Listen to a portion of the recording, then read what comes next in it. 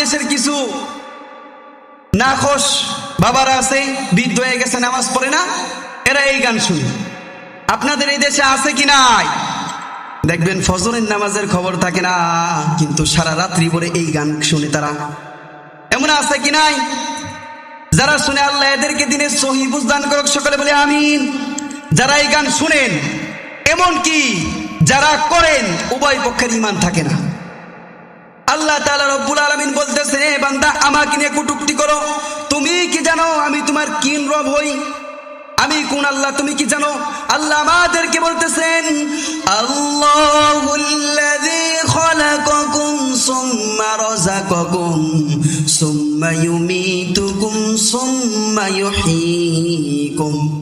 আল্লাহ তাআলা রব্বুল আলামিন বলতেছেন আমাদেরকে, ও বান্দারা শুনো, আমি আল্লাহ তোমাদেরকে বানিয়েছি, শুধু বানাই নাই, তোমাদেরকে রিজিক দিয়েছি। আবার আমি আল্লাহ তোমাদেরকে মৃত্যু দিব, আবার আমি আল্লাহ মৃত্যুর পরে তোমাদেরকে জীবিত করব। কথা বলেন, মৃত্যুর পরে যিনি আমাদেরকে জীবিত করবেন তিনি কে? আল্লাহ তাআলা রব্বুল আলামিন সূরা ইয়াসিনের ভিতরে বলতেছেন, فَإِذَا نُفِخَ فِي الصُّورِ فَصَعِقَ مَن فِي السَّمَاوَاتِ। আল্লাহ বলতেছেন, وَنُفِخَ فِي الصُّورِ فَإِذَا هُم مِّنَ الْأَجْدَاثِ إِلَى رَبِّهِمْ يَنسِلُونَ।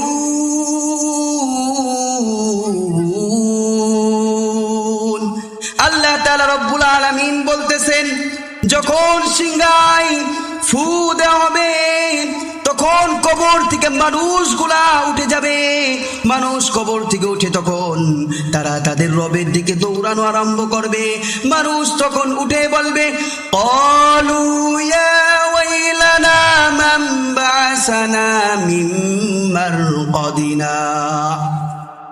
মানুষ কবর থেকে উঠে বলবেন, দুর্ভোগ, আফসোস, আমাদের কবরের ঘুম ভাঙায় কবর থেকে কে আমাদেরকে উঠালো? তখন আল্লাহ বলবেন, হাযা মা ওয়াদার রহমান। বলেন আল্লাহু আকবার। আল্লাহ তাআলা রব্বুল আলামিন তখন বলবেন, এটা হলো তোমার রহমানের ওয়াদা করা দিন। আল্লাহ বলতেছেন, আমি সেই আল্লাহ, তোমরা কি জানো নি?